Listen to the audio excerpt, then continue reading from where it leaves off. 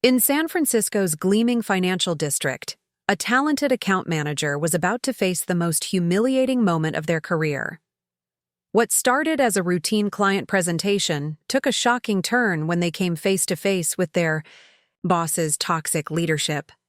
Alex Rivera wasn't your typical corporate consultant. For 7 years, they had spent their life building genuine client relationships at Meridian Consulting, known for their exceptional ability to understand what clients truly needed. When they encountered Victoria Ashford's public dismissal, being called easily replaceable in front of their most important client, they had no idea they were walking into the defining moment of their professional life. Rivera's quiet response that would lead to the complete transformation of San Francisco's boutique consulting landscape.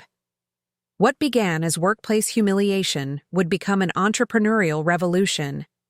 The consulting industry would never be the same after one replaceable employee proved exactly how irreplaceable authentic leadership truly is. Before we jump back in, tell us where you're tuning in from, and if this story touches you, make sure you're subscribed, because tomorrow, I've saved something extra special for you. Alex Rivera's hands moved with practiced precision across the presentation remote, each click advancing slides that represented 3 months of meticulous research. The 24th floor conference room of Meridian Consulting buzzed with the quiet energy of a high-stakes meeting, floor-to-ceiling windows offering a panoramic view of San Francisco's financial district stretching toward the bay. As you can see, Mr. Vale, the integration timeline I've developed specifically addresses Vale Technologies' unique infrastructure challenges, Alex said, their voice carrying the confidence that came from knowing every detail of the proposal by heart. Rather than the typical 18-month rollout most firms recommend, this phased approach leverages your existing cloud architecture to reduce disruption by 40%. Harrison Vale leaned forward in his chair, his sharp eyes fixed on the screen displaying Alex's carefully crafted implementation roadmap. The CEO of Vale Technologies had built his AI startup into a billion-dollar company by recognizing genuine expertise when he saw it, and Alex's presentation demonstrated exactly the kind of thoughtful analysis that had made their previous collaborations so successful.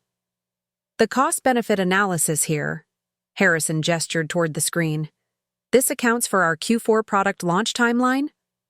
Absolutely, Alex replied, clicking to the next slide. I've mapped every major milestone against your development cycles. The beauty of this approach is that it actually accelerates your AI deployment capabilities by 6 weeks, which translates to approximately $12 million in additional revenue based on your current market projections. Around the polished conference table, the Vale Technologies executive team exchanged impressed glances. CFO Janet Morrison made notes on her tablet while CTO David Park nodded approvingly at the technical specifications. At the far end of the table, Priya Patel from Meridian's team watched Alex with undisguised admiration, her pen poised over a legal pad filled with her own careful observations. The presentation was flawless, a masterpiece of client-specific consulting that demonstrated not just technical expertise, but intimate understanding of Vale's corporate culture and strategic objectives. Alex had spent countless hours analyzing Vale's previous projects, studying their decision-making patterns, and crafting solutions that felt less like external recommendations and more like natural evolution of the company's existing strengths. Then Victoria Ashford spoke. I think what Alex is trying to say, Victoria's voice cut through the room with the precision of a scalpel, is that we've identified several optimization opportunities. She rose from her chair with theatrical grace, her tailored Armani suit and predatory smile commanding immediate attention. Though I should clarify a few technical points that might not have been entirely clear. Alex's fingers tightened imperceptibly on the presentation remote. In the span of a single sentence, Victoria had managed to undermine both the clarity of the presentation and Alex's expertise in delivering it. The phrase, trying to say, hung in the air like an accusation of incompetence. The timeline Alex presented is certainly aggressive, Victoria continued, moving toward the screen with the confident stride of someone accustomed to taking center stage. But our broader strategic framework, which I developed specifically for this engagement, allows for even more substantial efficiency gains. Harrison's expression shifted slightly, the engaged interest in his eyes cooling to professional wariness.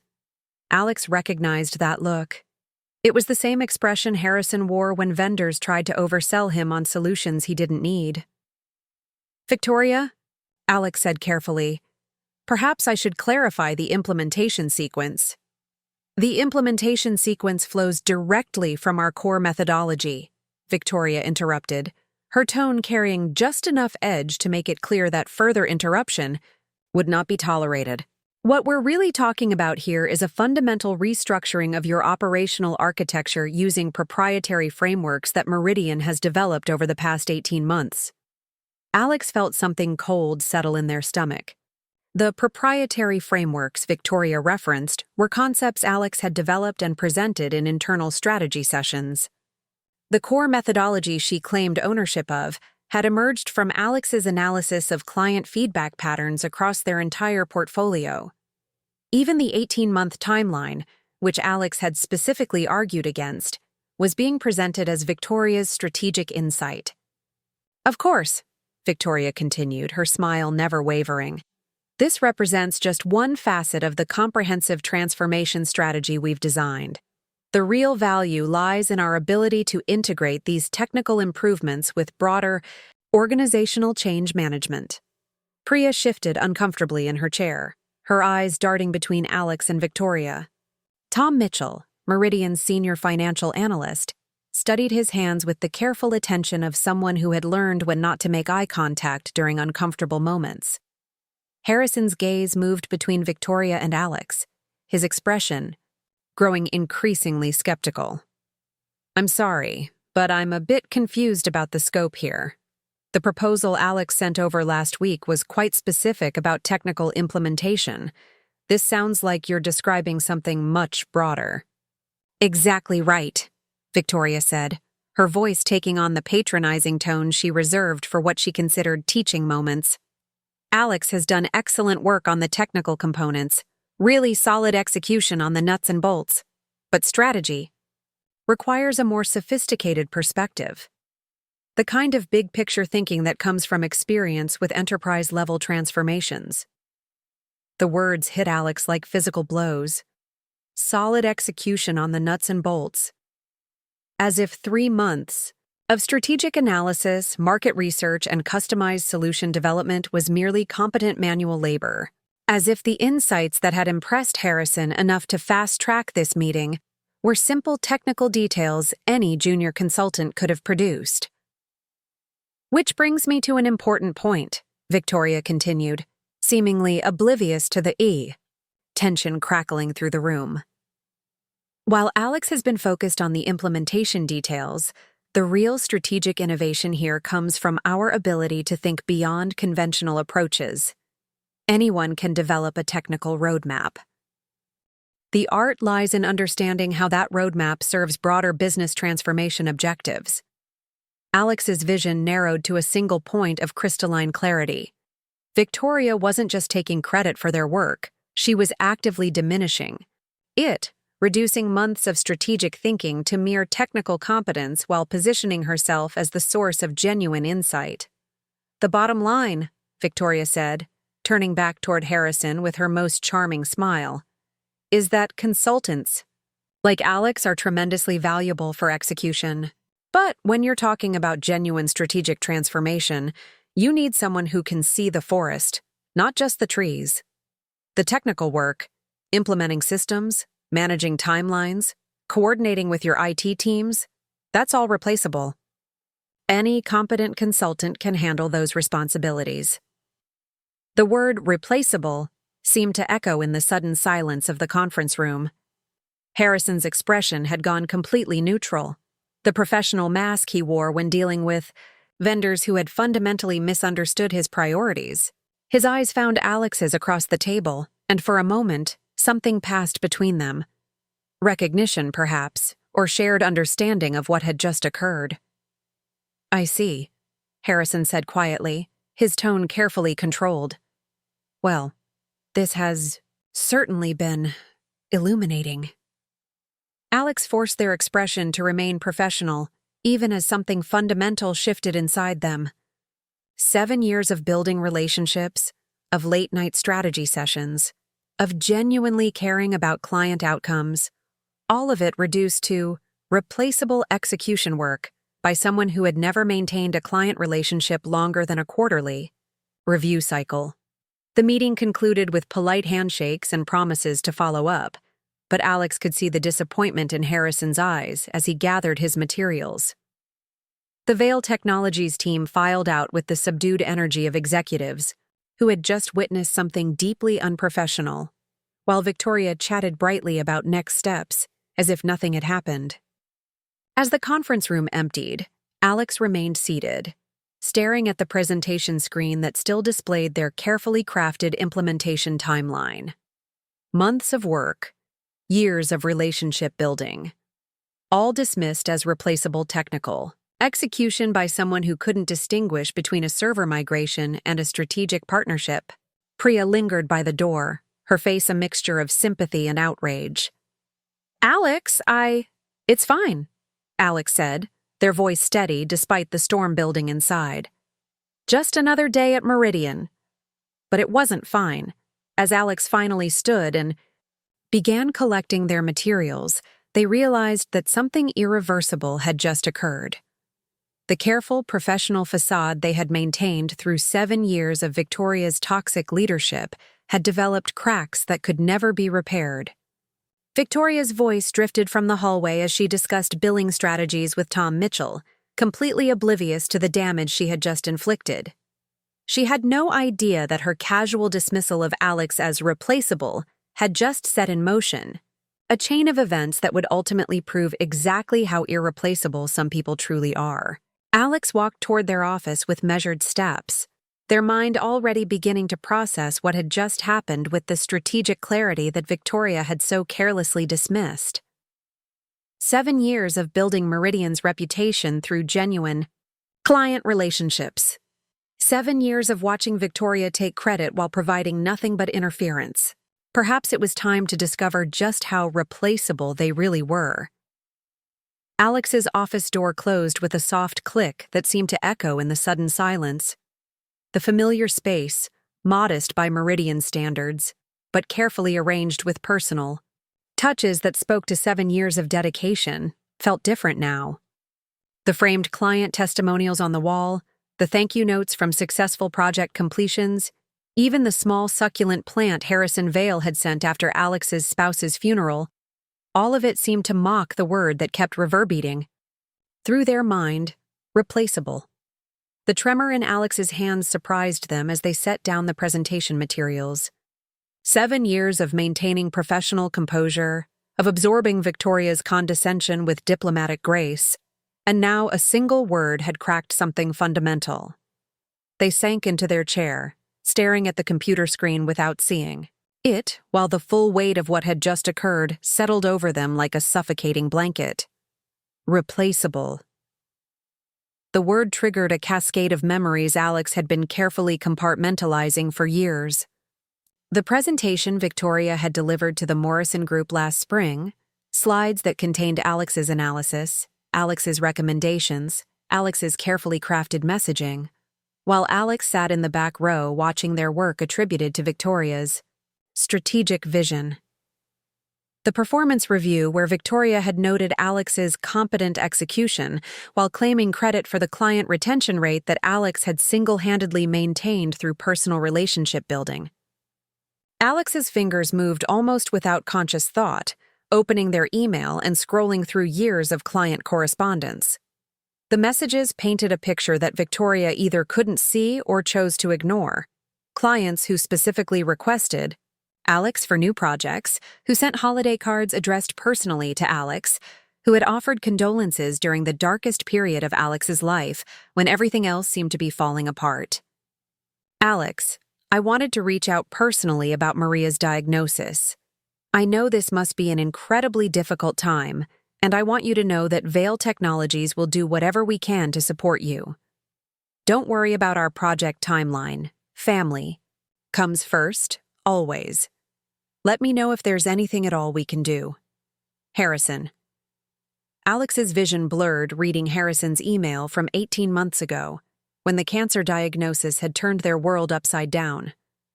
Victoria's response to Alex's request for flexible scheduling had been a terse reminder about maintaining professional commitments during personal challenges. But Harrison, and Rachel Sterling, and David Chen from Pacific Dynamics, and at least a dozen other clients, had reached out with genuine concern and unwavering support.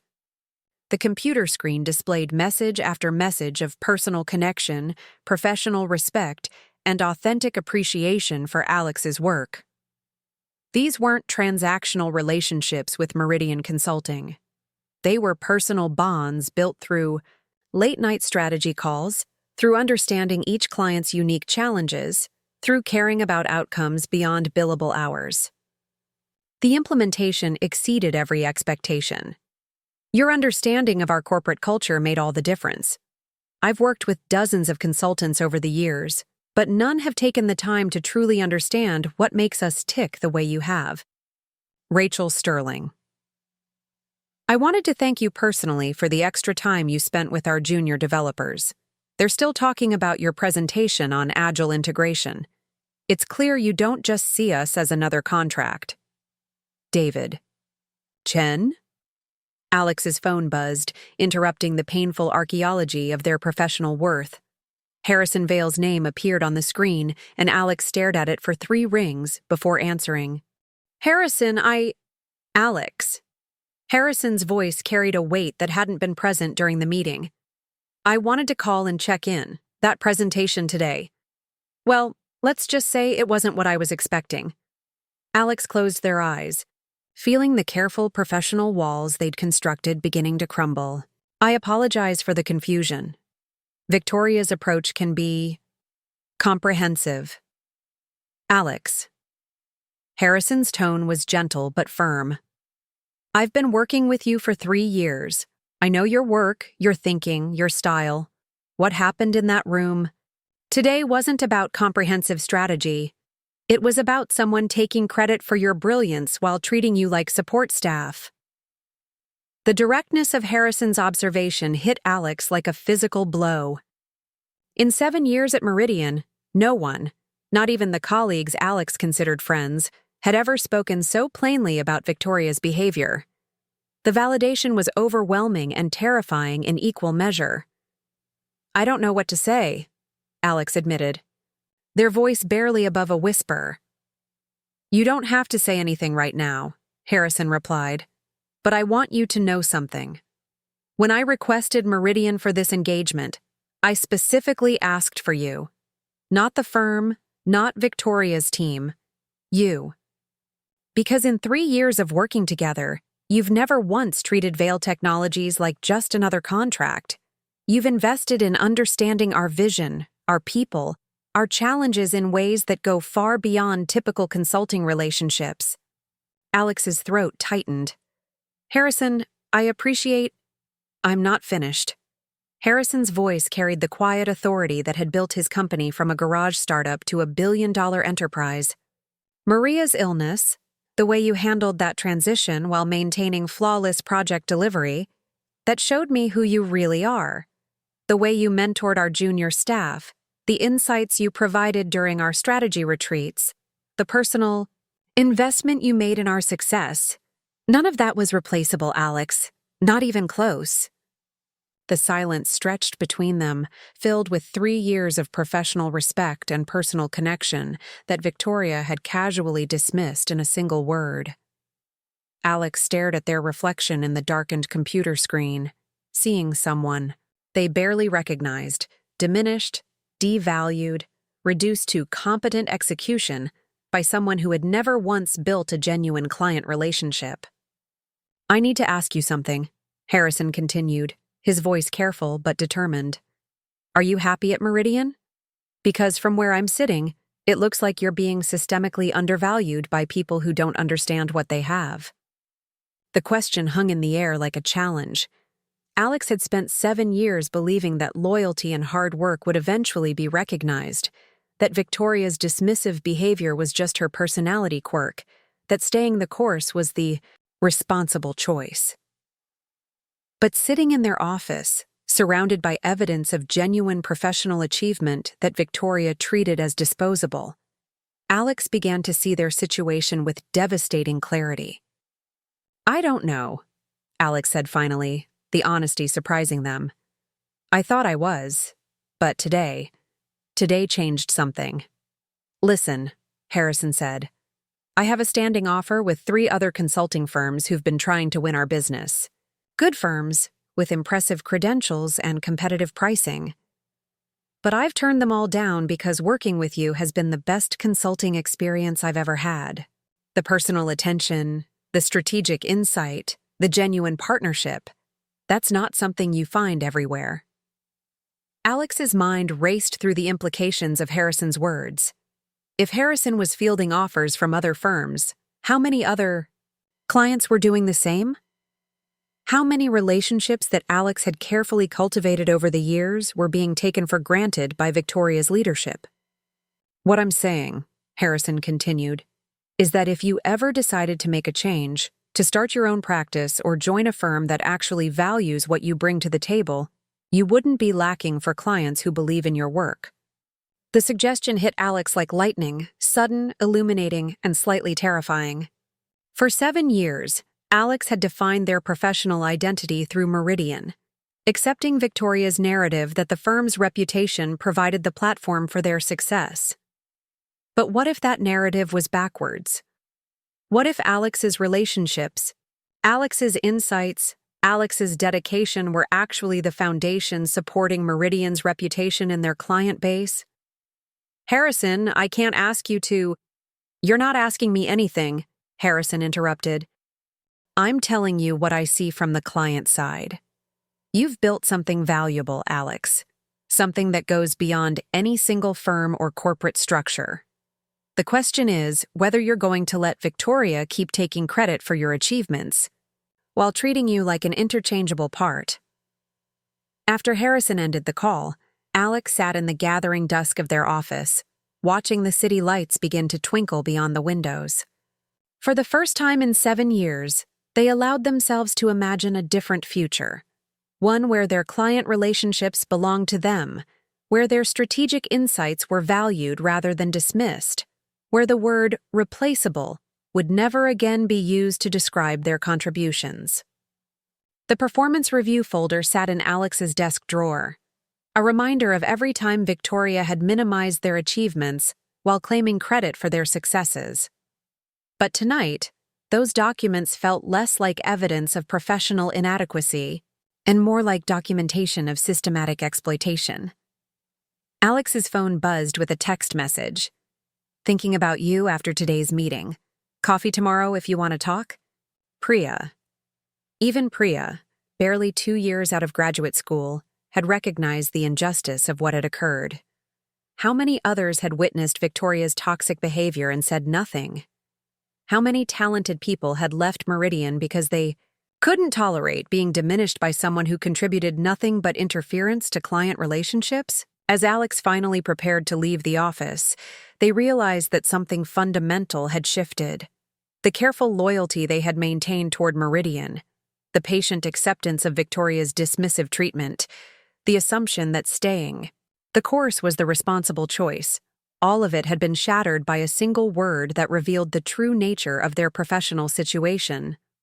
Tomorrow, Alex decided, they would begin to discover exactly how irreplaceable they really were.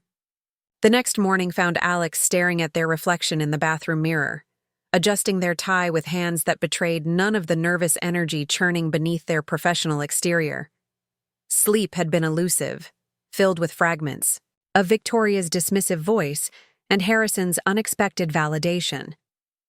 But in the harsh light of morning, a new clarity had emerged, one that demanded action rather than endless analysis. Alex's phone buzzed with Harrison's response to the lunch invitation they'd sent at 6 a.m. "Absolutely. Chez Laurent at 12:30? Looking forward to a real conversation." Chez Laurent, Harrison's choice was telling: an intimate French bistro in Nob Hill, far from the corporate lunch circuit where Meridian executives might accidentally overhear sensitive conversations. The location suggested Harrison understood exactly what kind of discussion Alex had in mind. The morning at Meridian, passed in a haze of routine tasks and carefully maintained normalcy, Victoria swept through the office like a force of nature, her voice carrying across the floor as she discussed strategic initiatives with Sarah Chen and optimization opportunities with Tom Mitchell. The words that had once seemed like ambitious leadership now sounded hollow to Alex's ears. Corporate speak designed to obscure rather than illuminate. Priya appeared at Alex's office door just before 10, her usual bright confidence tempered by yesterday's uncomfortable witnessing of Victoria's behavior. "Coffee later?" she asked, her voice carefully neutral despite the concern in her eyes. "Rain check?" Alex replied, maintaining the same professional tone they'd perfected over 7 years of navigating Meridian's political undercurrents. "I have a lunch meeting that might run long." Priya nodded, but her expression suggested she understood there was more to the story. Smart as she was, she'd probably already connected Alex's subdued mood with Harrison's visible displeasure during yesterday's presentation. The junior analyst possessed the kind of observational skills that Victoria consistently overlooked, another example of talent being undervalued by leadership that couldn't recognize genuine ability. At 12:15, Alex walked into the cool shadows of Chez Laurent, spotting Harrison immediately at a corner table that offered privacy from the restaurant's modest lunch crowd. The tech CEO looked different here, less polished than in corporate settings, his expensive suit replaced by dark jeans and a cashmere sweater that spoke to wealth without ostentation. "Alex," Harrison stood, extending his hand with the genuine warmth that had characterized their 3-year professional relationship. "Thanks for suggesting this. I've been wanting to have a conversation like this for months." They settled into chairs across from each other, the small table creating an intimacy that felt both natural and slightly dangerous. This wasn't a corporate lunch with prescribed boundaries and careful agendas. This was two professionals who respected each other sitting down to speak honestly about their shared experiences. "Before we start," Harrison said, his voice dropping to a confidential tone, "I want you to know that what we discuss here stays between us. No corporate politics, no positioning, no games. Just honest conversation between people who've built a working relationship based on mutual respect." Alex nodded, feeling something tight in their chest begin to loosen. "I appreciate that, Harrison. Yesterday was difficult." "Yesterday was a goddamn travesty," Harrison replied, his usual diplomatic language replaced by unfiltered honesty. "I've been in business for 15 years, Alex. I've seen every variety of corporate dysfunction, every type of toxic leadership, every flavor of credit stealing and blame shifting that exists. But watching Victoria systematically diminish your contributions while taking credit for your insights? That was particularly ugly." The directness of Harrison's assessment hit Alex like cold water, shocking, clarifying, and somehow liberating. For years, Alex had wondered if they were being overly sensitive to Victoria's behavior, if their discomfort was a personal failing, rather than a reasonable response to professional mistreatment. "I keep questioning whether I'm seeing things clearly," Alex admitted, surprised by their own candor. 7 years of being told your perspective is wrong tends to make you doubt your own judgment. Harrison leaned forward, his expression intensely serious. "Let me tell you what I see from the outside. 3 years ago, when we first engaged Meridian, you were the one who spent time understanding our company culture. You were the one who asked about our long-term vision, our challenges, our hopes, for what technology could accomplish. Victoria showed up to sign contracts and collect credit." Alex's coffee grew cold as Harrison continued, painting a picture of their professional relationship that differed dramatically from Victoria's narrative of technical execution and competent support work. Every strategic recommendation, That's made a meaningful difference to Vail Technologies has come from your analysis, your insights, your understanding of our business, the digital transformation roadmap that increased our efficiency by 30%. That was your framework, not some generic Meridian methodology. The integration strategy that saved us 6 months of development time? Your innovation, based on your deep understanding of our existing systems. The validation was overwhelming and terrifying in equal measure. For years, Alex had internalized Victoria's dismissive assessment of their contributions, accepting the narrative that strategic thinking was beyond their scope. But Harrison's perspective revealed the systematic gaslighting that had slowly eroded Alex's confidence in their own abilities. "Here's what's really interesting," Harrison continued, signaling the waiter for another coffee. "I've been fielding calls from competitors for the past 6 months. McKinsey, Bain, 3 smaller boutique firms, all of them promising better service, more innovative approaches, lower costs, good firms with impressive credentials." Alex's stomach tightened. "Are you considering switching?" "I was," Harrison said simply, "until I realized that what I value most about working with Meridian has nothing to do with Meridian itself. It's about working with you." The words hung between them like a bridge spanning 7 years of professional relationship and 3 years of personal respect. Alex stared at Harrison, seeing not just a client, but someone who had recognized their value when their own employer consistently failed to do so. "The strategic sessions we've had, the way you've mentored my junior staff, the personal investment you've made in understanding our company, that's not standard consulting, Alex. That's partnership. And partnerships are built between people, not corporations." Alex's mind raced through the implications of Harrison's words. If their most important client was staying with Meridian specifically because of their personal relationship with Alex, what did that say about the firm's actual value proposition? How many other clients were making similar calculations? "I need to ask you something directly," Harrison said, his voice careful but determined. "If you left Meridian tomorrow and started your own practice, would you be interested in Vail Technologies as a client?" The question was simultaneously exactly what Alex had hoped to hear, and absolutely terrifying in its implications. It represented possibility, independence, and validation, but also risk, uncertainty, and the complete abandonment of 7 years of careful career building. "Harrison, that's a significant question." "It's meant to be." Harrison's smile carried both warmth and challenge. "Because I'm not asking hypothetically. I'm asking because I've been thinking about this for months, watching Victoria take credit for your work while treating you like support staff. And after yesterday's performance, I'm convinced that whatever value Meridian provides can be replaced. But what you bring to our partnership? That's irreplaceable." Preparing and narrating this story took us a lot of time, so if you are enjoying it, subscribe to our channel. It means a lot to us. Now back to the story. Alex felt something fundamental shifting inside them, not just the recognition of their own value, but the understanding that staying at Meridian might actually be limiting their potential rather than protecting it. For years, they had accepted Victoria's narrative that independent consulting was risky, unstable, and inferior to the security of corporate employment. But what if that narrative was designed to keep talented people trapped in exploitative relationships?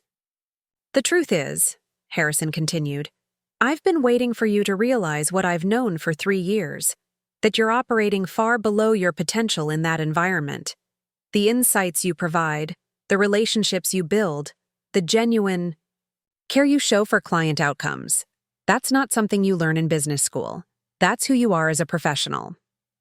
Alex stared out the restaurant window, watching San Francisco's afternoon life unfold while processing the most significant career conversation of their adult life. Everything they had believed about professional security, about the value of corporate loyalty, about their own capabilities was being challenged by someone whose opinion they trusted completely. If I were to consider something like that, Alex said carefully, what would that relationship look like? Harrison's smile widened, revealing both satisfaction and respect. It would look like a partnership between equals. No more watching. Someone else take credit for your innovations. No more having your strategic insights dismissed as technical execution. You'd be the primary consultant on all Vail Technologies engagements, with direct access to our executive team and complete authority over project direction.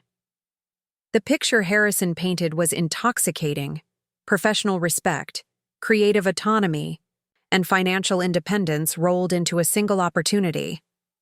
But Alex's strategic mind immediately began analyzing the risks and complications. The non-compete clause in my Meridian contract is narrowly written and potentially unenforceable, Harrison interrupted. I had our legal team review it months ago when I first started thinking about this possibility. It restricts direct competition with Meridian services, but independent consulting falls into a gray area, especially if you're providing specialized expertise rather than generic business consulting. Alex stared at Harrison, realizing that their most important client had been planning this conversation for months, carefully researching the legal and practical implications of Alex's potential departure from Meridian. The level of thought and preparation Harrison had invested suggested this wasn't an impulsive reaction to yesterday's meeting. It was a strategic opportunity that had been developing for months. I'm not asking for an answer today, Harrison said, reaching for his wallet as their lunch concluded. But I want you to think seriously about what you want your professional future to look like. Because from where I'm sitting, you have the skills, the relationships, and the reputation to build something extraordinary. The question is whether you're willing to bet on yourself the way your clients have been betting on you. As they walked toward the restaurant exit, Alex felt the weight of 7 years at Meridian being balanced against the possibility of professional independence. The choice Harrison was offering represented more than just a career change. It was a fundamental reimagining of Alex's professional identity and potential. One more thing, Harrison said as they reached the sidewalk. Whatever you decide, don't let Victoria's assessment of your worth influence your thinking. She's wrong about your value, wrong about your capabilities, and wrong about your potential. The only question is whether you're ready to prove it. Alex returned to Meridian's offices with Harrison's words echoing in their mind like a persistent melody. The familiar corporate lobby felt different now, less like sanctuary and more like a gilded cage whose bars were becoming increasingly visible.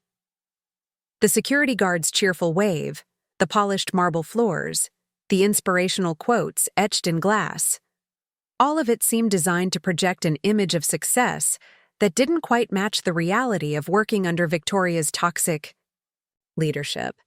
The elevator ride to the 24th floor provided precious moments of solitude to process what had just occurred. Harrison's offer wasn't merely professional opportunity. It was validation of everything Alex had built despite Victoria's systematic undermining. But it also represented a leap into unknown territory that would require careful planning and, potentially, allies who shared similar frustrations with Meridian's current direction. Alex's phone buzzed as they approached their office. A text from Rachel Sterling requesting a coffee meeting to discuss potential adjustments to our consulting relationship. The timing felt providential, or perhaps Rachel, like Harrison, had been observing Meridian's dysfunction for longer than anyone realized. Alex! Priya's voice carried across the hallway, her tone bright but her expression cautious. How was lunch? Enlightening, Alex replied, the single word carrying more weight than intended. Priya's analytical mind would undoubtedly detect the undercurrents of significance, but her discretion could be trusted. Do you have a few minutes to talk? Priya followed Alex into their office, closing the door with a soft click that suggested she understood the need for privacy. Her usual energetic demeanor was tempered by something more serious, the kind of careful attention she typically reserved for complex client problems. Yesterday was difficult to watch, Priya said without preamble, settling into the chair across from Alex's desk. Victoria's behavior during Harrison's presentation.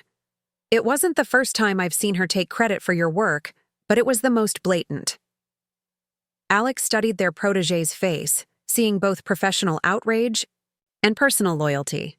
Priya had been Alex's responsibility since joining Meridian 18 months ago, and their mentoring relationship had developed into genuine mutual respect. If Alex was considering dramatic changes, Priya deserved honest communication about what might be coming. I need to ask you something confidential, Alex said, their voice carrying the weight of trust built over months of working together. How do you really feel about working here? Not the diplomatic answer you'd give in a performance review. The truth. Priya's expression shifted from caution to something approaching relief, as if she'd been waiting for someone to ask that exact question. Honestly, I'm miserable. The work is fascinating when I get to collaborate with you, but Victoria's management style is destroying my confidence. Every idea I propose gets dismissed. Every success gets attributed to her broader strategy, and every mistake gets magnified into evidence of fundamental incompetence. The frank assessment didn't surprise Alex, but hearing it articulated so clearly reinforced their growing understanding of Meridian's systematic problems. Victoria's toxic leadership wasn't just affecting Alex. It was creating an environment where talented people like Priya struggled to reach their potential. I've been thinking about leaving, Priya continued, her voice dropping to a whisper. But the financial implications, student loans, family obligations, the risk of starting over somewhere else, it feels impossible sometimes. Alex nodded, recognizing the bind that kept many talented professionals trapped in exploitative situations. The golden handcuffs of steady paychecks and corporate benefits often outweighed the psychological costs of toxic management, creating a cycle where good people endured bad treatment because alternatives seemed too risky. What if there were other options? Alex asked. Carefully. Hypothetically speaking, what would an ideal working situation look like for you? Priya's eyes brightened with the kind of intellectual engagement that Victoria consistently failed to recognize or nurture. Working with clients who value analytical rigor, having my insights taken seriously instead of being dismissed as junior-level observations. Being part of strategic conversations rather than just executing other people's decisions. She paused, studying Alex's expression. Why do you ask? Before Alex could respond, Tom Mitchell appeared in the doorway, his usual composed demeanor betrayed by the tension around his eyes. Alex, do you have a minute? I've uncovered something concerning about our client retention metrics. Tom's presence added another dimension to what was becoming an impromptu strategy session. As Meridian's senior financial analyst, he possessed comprehensive data about the firm's performance that could prove invaluable for understanding the scope of Victoria's mismanagement. Close the door, Alex said, making a decision that felt both inevitable and slightly reckless. I think we need to have an honest conversation about what's happening here. Tom settled into the remaining chair, his methodical nature evident in the way he organized his materials before speaking. I've been tracking client satisfaction scores and retention patterns for the past quarter. The data tells a disturbing story about leadership effectiveness and operational sustainability. Alex and Priya exchanged glances, recognizing Tom's careful language as diplomatic code for serious problems. His 15 years at Meridian had taught him how to communicate sensitive information without directly criticizing management, a skill that became necessary when management actively discouraged honest feedback. What kind of patterns? Alex asked, their strategic mind immediately focusing on actionable intelligence. Clients consistently rate project outcomes highly, but satisfaction with firm leadership has declined steadily over the past 18 months, Tom said, consulting his notes with practiced precision. More concerning, we've received informal inquiries from competitors about 3 of our major accounts, suggesting client loyalty is becoming increasingly fragile. The revelation hit Alex like a physical blow. If multiple clients were exploring alternatives to Meridian, Victoria's dismissive leadership wasn't just creating internal dysfunction, it was actively threatening the firm's survival. The implications for everyone's job security were staggering. "Which accounts?" Priya asked, her analytical instincts immediately grasping the significance of Tom's data. "Sterling Dynamics has been approached twice in the past month. Pacific Solutions received a detailed proposal from McKinsey last week. And—" Tom paused, his expression growing more serious. "Vale Technologies has been fielding competitive offers for 6 months. Alex's stomach lurched, realizing that Harrison's revelation about competitor outreach was part of a broader pattern affecting Meridian's entire client base.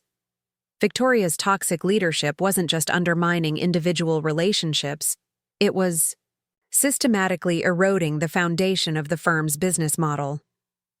"There's more," Tom continued, his voice dropping to confidential levels. "I've been documenting instances where client complaints about leadership behavior were either ignored or actively suppressed.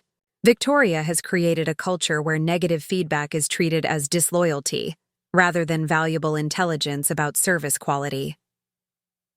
The picture Tom painted was worse than Alex had imagined. Victoria's arrogance wasn't just affecting her. Direct reports. It was creating blind spots that prevented the firm from recognizing and addressing serious client concerns. The very feedback mechanisms that should have warned management about declining satisfaction had been disabled by leadership that couldn't tolerate criticism. "Why are you telling us this?" Alex asked, understanding that Tom's decision to share sensitive information represented a significant professional risk. Tom's expression hardened with the quiet determination of someone who had watched institutional decay for too long. "Because I've spent 15 years building this firm's financial systems and analytical capabilities. I've watched Victoria systematically undermine the collaborative culture that made Meridian successful, and I refuse to remain silent while she destroys everything we've built." His words carried the weight of institutional memory and professional integrity.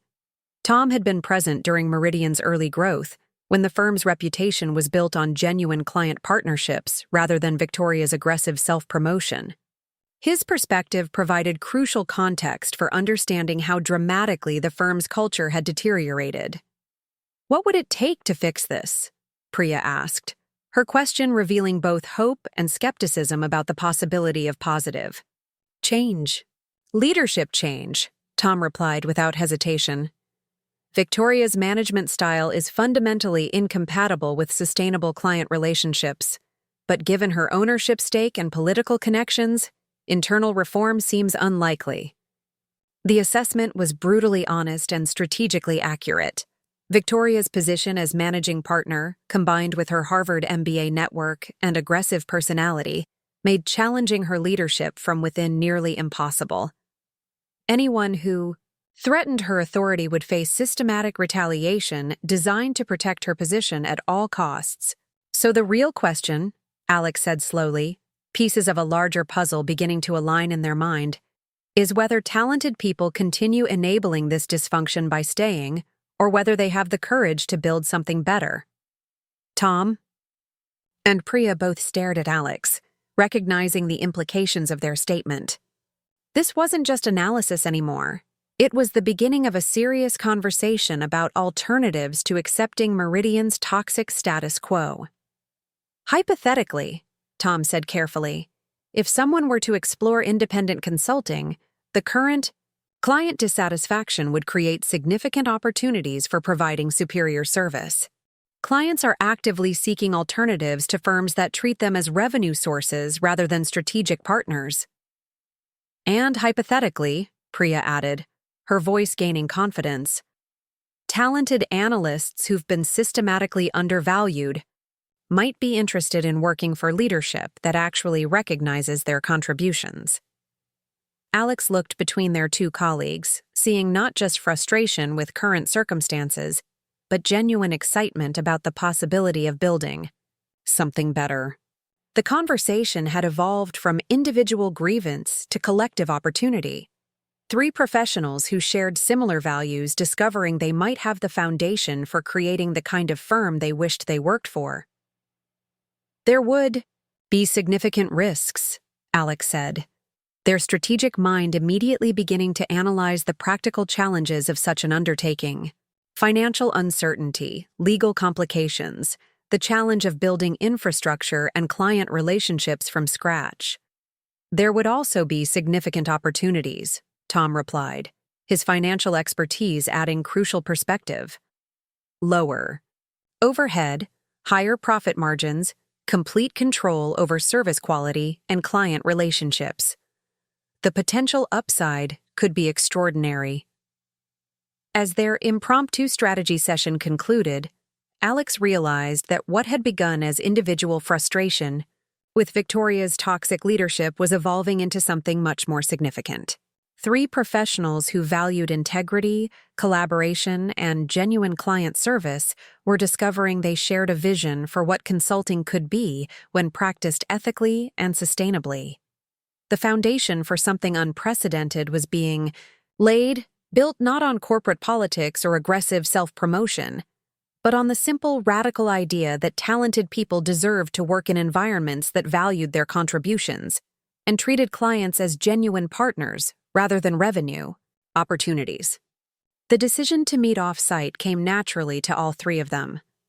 Alex had suggested the small cafe in the Mission District, far enough from Meridian's gleaming financial district offices to ensure privacy, intimate enough to allow for the kind of sensitive conversation that could reshape their professional futures. The irony wasn't lost on any of them. While Victoria held court in conference rooms discussing strategic initiatives that amounted to little more than corporate theater, her most valuable employees were quietly planning an exodus that would expose the hollowness of her leadership. Marcus Webb's inclusion in their planning circle had been Tom's suggestion, born from months of observing the IT director's growing discomfort with Meridian's data practices and ethical shortcuts. Marcus arrived 15 minutes early, his methodical nature evident in the way he chose a corner table that offered clear sightlines and acoustic privacy, the instincts of someone who understood both digital security and corporate surveillance. "Before we start," Marcus said as the others settled around the small table, "I need to be clear about something. What we're discussing today involves significant legal and ethical considerations.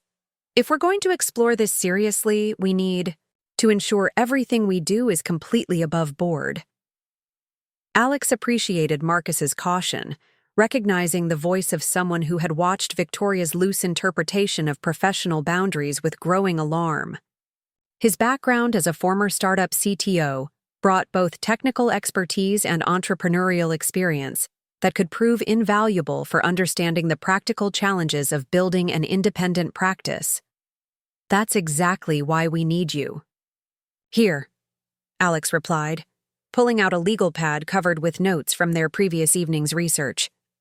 "I spent last night reviewing employment contracts, non-compete clauses, and client relationship protocols. The legal landscape is more complex than I initially realized, but there are clear paths forward if we're careful about how we proceed." Tom spread his own materials across the table, financial projections, market analysis, and client retention data that painted a comprehensive picture of Meridian's vulnerabilities and opportunities. "I've run preliminary numbers on what an independent consultancy would require for startup costs, operating expenses, and cash flow management. The financial barriers are lower than most people realize, especially if we're willing to start lean and grow organically." Priya studied the assembled documents with the analytical intensity that Victoria consistently failed to appreciate. "The question isn't whether we can do this technically or financially," she said, her voice carrying newfound confidence. "The question is whether we're willing to commit to doing it ethically and sustainably."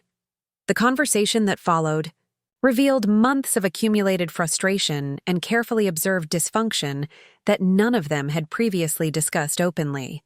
Marcus described Victoria's casual disregard for client data protection, instances where sensitive information was shared inappropriately or stored insecurely in violation of both professional standards and contractual obligations.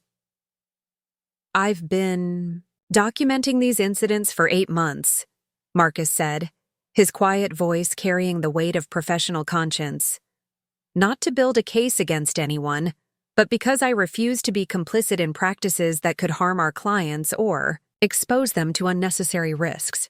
Tom's financial analysis revealed equally disturbing patterns of client exploitation: billing irregularities, service agreements that favored Meridian at clients' expense, and strategic recommendations that prioritized firm revenue over client outcomes. Victoria's approach treats client relationships as extraction opportunities rather than genuine partnerships, he said, his methodical nature making the assessment even more damning. "It's unsustainable from both ethical and business perspectives." Alex listened to their colleagues' revelations with growing certainty that leaving Meridian wasn't just about personal satisfaction. It was about professional integrity. The toxic culture Victoria had created wasn't merely unpleasant, it was actively harmful to the clients they were supposed to serve. "I had lunch with Rachel Sterling yesterday," Alex said, deciding to share information that could prove crucial for their planning. "She's been approached by 3 competing firms in the past month, and she's seriously considering making a change. But when I asked what would make her stay with her current consultant, her answer was illuminating." The others leaned forward, recognizing the significance of direct client feedback about their services and Meridian's performance.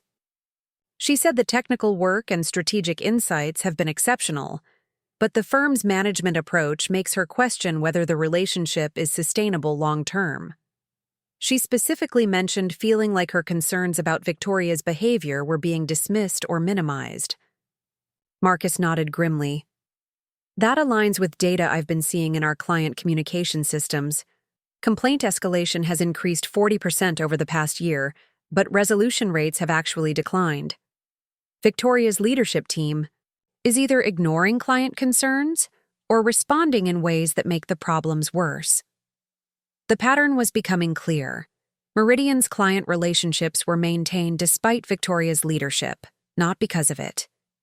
The firm's reputation had been built on the work of people like Alex, Tom, and Marcus, but Victoria's toxic approach was systematically undermining the foundation of trust and competence that made those relationships possible.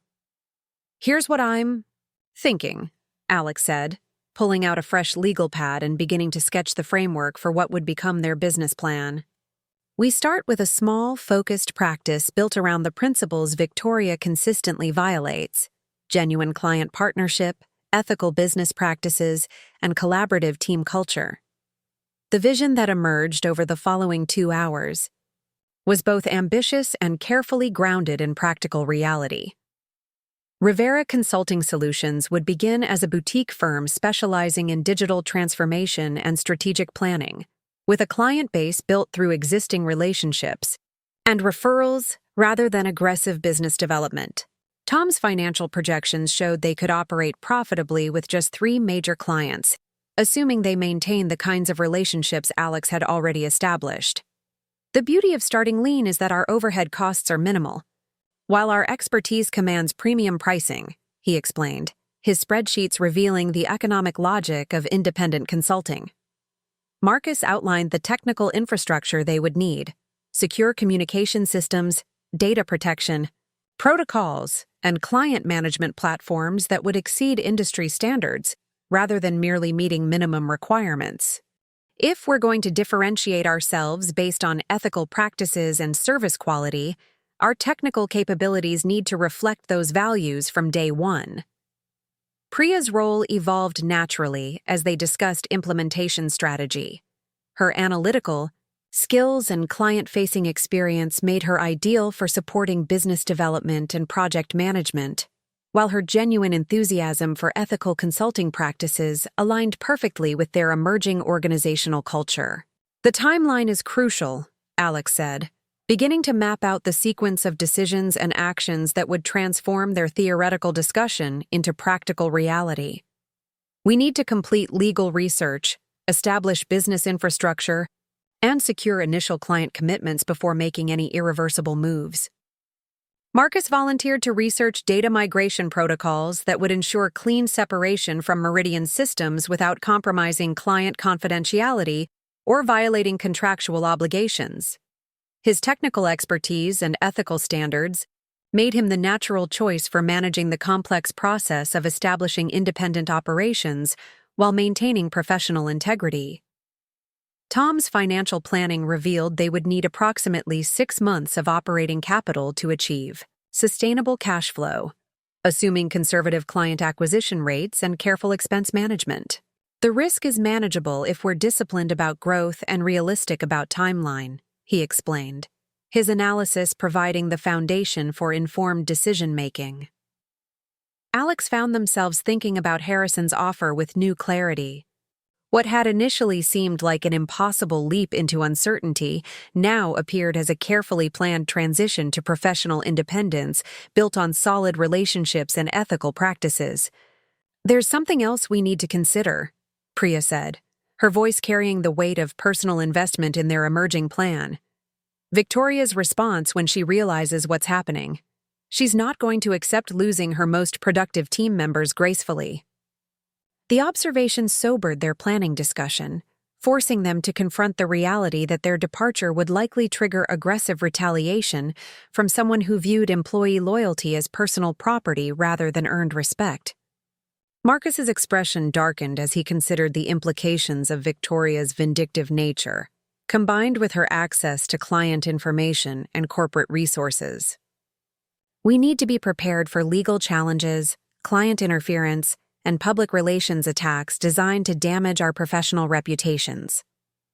Tom nodded agreement, his institutional memory providing crucial context for understanding Victoria's past responses to perceived threats. She's destroyed other people's careers for much smaller challenges to her authority. If we're going to do this, we need to be absolutely certain we can protect ourselves and our clients from retaliation. The weight of potential consequences added gravity to their planning, but also strengthened their resolve. If Victoria's toxic leadership required such extreme precautions to challenge, their decision to leave was even more justified than they had initially realized. As their meeting concluded, Alex looked around the table at 3 professionals who had evolved from frustrated colleagues into potential business partners united by shared values and complementary expertise. The foundation for Rivera Consulting Solutions was being built not on corporate ambition or aggressive competition, but on the simple, radical idea that business could be conducted ethically while delivering exceptional results. The planning phase was complete. Now came the much more dangerous work of turning their vision into reality while navigating the professional and personal risks of challenging Victoria's empire. The following week passed in a carefully orchestrated dance of normal routine punctuated by clandestine conversations that would have sent Victoria into a vindictive fury had she possessed the awareness to detect them. Alex maintained their usual professional demeanor, arriving at the office at their customary 7:30 a.m., attending meetings with appropriate engagement, delivering client work with the same meticulous attention to detail that had built their reputation over 7 years. But beneath the surface, a more significant drama was unfolding. Harrison Vale's invitation to discuss future consulting needs came with military precision, a calendar block labeled simply Strategy Session, scheduled for Thursday afternoon, at his company's Palo Alto offices. The location was perfect, far enough from Meridian's San Francisco headquarters to ensure privacy, formal enough to maintain plausible deniability about the meeting's true purpose. Alex drove south through the peninsula's tech corridor with mounting anticipation and carefully controlled anxiety. Everything they had discussed with Tom, Priya, and Marcus was theoretical until this moment. Harrison's response to their informal business proposal would determine whether Rivera Consulting Solutions remained an aspirational concept or became a viable professional reality. Vale Technologies occupied a sleek campus that embodied Silicon Valley's particular blend of innovation and wealth. Glass buildings surrounded by California landscaping, open-plan spaces designed to foster collaboration, and the kind of amenities that attracted top talent in competitive markets. Alex had visited dozens of times over 3 years, but today the familiar environment felt charged with possibility and risk. Harrison greeted Alex in his corner office with the warmth that had characterized their professional relationship from the beginning. Floor-to-ceiling windows offered panoramic views of the South Bay, while the space itself reflected Harrison's personal style. Modern furniture balanced with carefully chosen art, technology integrated seamlessly with comfort. "Before we start," Harrison said, settling into one of the comfortable chairs arranged around a small conference table, "I want you to know that this conversation is completely confidential. Whatever we discuss here, whatever decisions you make, our professional relationship will continue to be based on mutual respect and trust." The assurance meant more than Harrison probably realized. Alex had spent sleepless nights worrying about the potential consequences of their emerging plans, particularly the risk that client relationships built over years could be damaged by corporate politics or personal retaliation. "I appreciate that," Alex replied, pulling out the business plan they had spent the past week refining. "What I want to share with you today represents a significant professional decision, and your perspective will be crucial for helping me understand whether it's viable." The presentation that followed was unlike any Alex had ever delivered. Instead of promoting Meridian's capabilities or defending existing relationships, they were laying the foundation for an entirely new kind of consulting partnership. One, built on transparency, ethical practices, and genuine collaboration rather than corporate hierarchy and profit extraction. Harrison listened with the focused attention he brought to strategic decisions, asking questions that revealed both business acumen and genuine interest in the human dynamics behind Alex's proposal. His inquiries about operational structure, client service philosophy, and growth strategy demonstrated the kind of analytical thinking that had built Vail Technologies into a billion-dollar enterprise. "The financial projections are conservative," Harrison observed, studying Tom's carefully prepared spreadsheets. "You're assuming slower growth and higher expenses than what I would expect from a team with your capabilities and client relationships." Alex nodded, appreciating Harrison's business perspective while explaining their philosophical approach. "We want to build something sustainable rather than pursuing aggressive expansion that might compromise service quality or ethical standards. The goal is to prove that consulting can be both profitable and principled." Harrison's smile suggested he understood the implicit criticism of Meridian's approach embedded in Alex's vision. "That's exactly the kind of thinking that made me want to work with you in the first place. The question is whether you're ready to commit to making this vision a reality." The conversation that followed revealed the depth of Harrison's dissatisfaction with Meridian's leadership and his eagerness to support Alex's independent venture. His commitment went far beyond the professional courtesy Alex had hoped for. He was offering to become Rivera Consulting Solutions' anchor client, providing both financial stability and market credibility that would make their launch significantly easier. "I'm prepared to sign a 3-year consulting agreement worth $8 million annually," Harrison said, his tone carrying the authority of someone accustomed to making decisions that involve substantial financial commitments. "The terms would be more favorable than what you're currently providing through Meridian, with direct client relationships, project autonomy, and performance bonuses tied to measurable outcomes." Alex stared at Harrison, realizing that their most important client relationship was about to become the foundation for professional independence. The financial security Harrison was offering would eliminate most of the startup risks that made independent consulting so daunting for established professionals. "There are conditions," Harrison continued, his business instincts ensuring that generosity didn't compromise strategic thinking. "First, I want exclusive access to your team's strategic capabilities for projects above a certain scope. Second, I want to be involved in your hiring and growth decisions to ensure our working relationship remains sustainable. Third, I want transparency about your other client relationships to avoid conflicts of interest." The conditions were reasonable, and actually aligned with Alex's vision for building a boutique practice based on deep client partnerships rather than transactional service relationships. Harrison's proposed arrangement would provide the kind of strategic alliance that most independent consultants could only dream of achieving. "I need to ask about timing," Alex said, their strategic mind immediately focusing on the practical challenges of transitioning from Meridian to independent practice. "How quickly would you want to implement this new arrangement?" Harrison's expression grew more serious as he considered the complexities of severing Meridian's involvement while maintaining project continuity. "That depends on how cleanly you can separate from Victoria's firm. I have no interest in legal complications or prolonged transition periods that could disrupt our operations." The conversation shifted to practical logistics, contract termination procedures, project handover, protocols, and the legal requirements for establishing independent consulting relationships with existing clients. Harrison's general counsel had already reviewed the relevant agreements and identified potential obstacles that would need careful navigation. "The beauty of our situation," Harrison explained, "is that my contracts with Meridian specifically request your personal involvement in all strategic work. When you leave the firm, my legal team argues that the contract terms justify following you to your new practice." Alex felt a surge of gratitude for Harrison's foresight and legal preparation. His systematic approach to supporting their independence revealed months of planning and demonstrated the kind of strategic thinking that made him such a valuable client and potential business partner. Their meeting concluded with handshakes.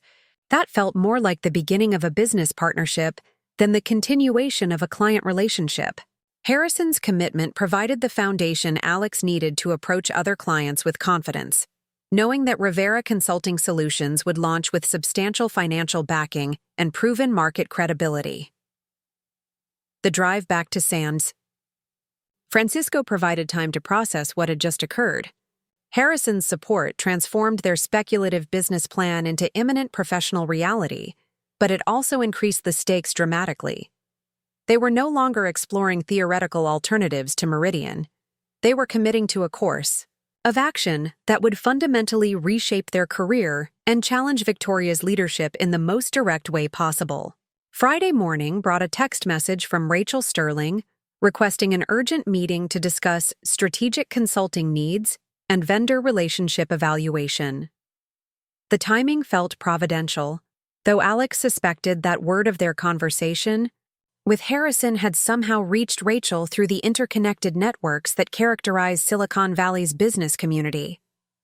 Rachel's offices in Soma reflected her company's focus on precision manufacturing, industrial design elements balanced with executive comfort, functional aesthetics that prioritized utility without sacrificing sophistication. She greeted Alex with the direct professionalism that had characterized their 3-year working relationship.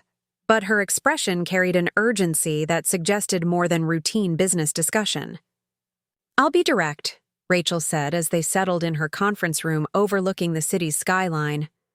"I've been hearing interesting rumors about changes in your professional situation, and I wanted to discuss how that might affect our consulting relationship."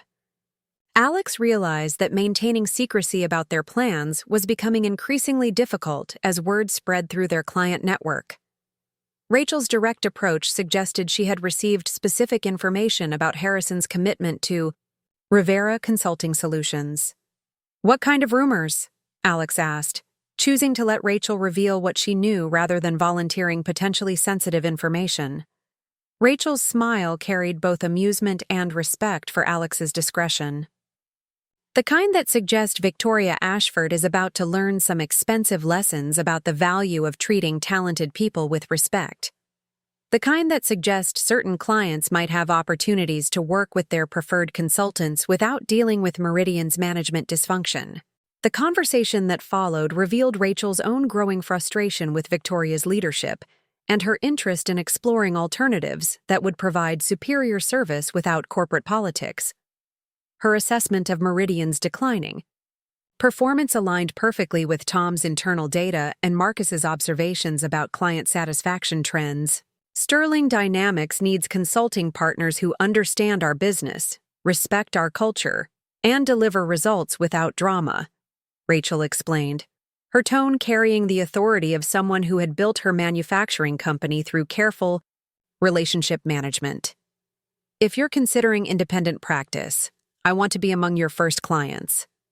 Rachel's commitment proved even more significant than Harrison's, both financially and strategically. As CEO of a established manufacturing company with complex operational needs, her endorsement would provide Rivera Consulting Solutions with industry credibility that extended far beyond the technology sector. I'm prepared to sign a 2-year e-industry agreement worth $6 million annually, Rachel said, her business instincts ensuring that support came with clear expectations.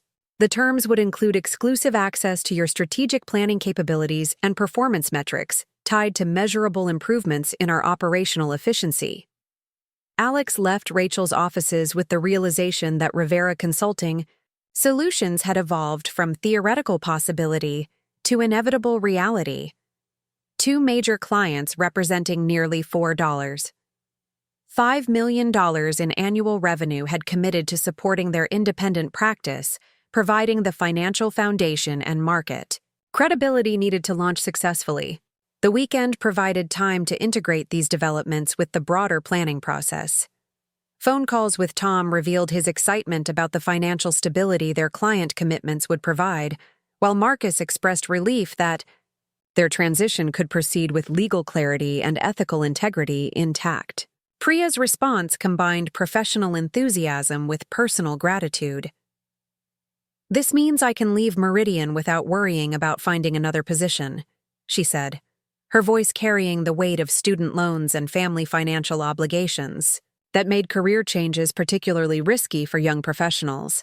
Sunday evening found Alex staring at resignation letters that would officially end 7 years at Meridian Consulting while launching Rivera Consulting Solutions with the kind of client support that most independent consultants never achieved. The commitment letters from Harrison and Rachel represented more than business agreements. They were validation of professional relationships built on genuine trust and mutual respect. Monday morning would bring the final phase of their planning process, preparing for Victoria's inevitable retaliation, while executing a transition that would expose the hollowness of her leadership and the toxicity of her management approach. The foundation for something unprecedented had been built through careful planning and ethical relationship building. Now came the much more dangerous work of proving that talented people didn't need to tolerate toxic leadership when they possessed the skills, relationships, and courage to build something better. Monday morning arrived with the deceptive normalcy that precedes seismic shifts. Alex sat in their car in Meridian's parking garage, staring at the resignation letter on their passenger seat. 3 paragraphs that would end 7 years of professional identity while launching a new chapter built on principles Victoria had systematically violated. The letter was precise, professional, and devastating in its quiet dignity. It outlined no grievances, assigned no blame, but simply stated Alex's decision to pursue independent consulting opportunities effective immediately. The elevator ride to the 24th floor felt interminable, each floor marking another step toward irreversible action. Alex's phone buzzed with a text from Harrison. "Legal documents ready for signature. Looking forward to our partnership." The message provided both reassurance and additional pressure. Rivera Consulting Solutions was no longer theoretical possibility, but imminent reality requiring immediate action.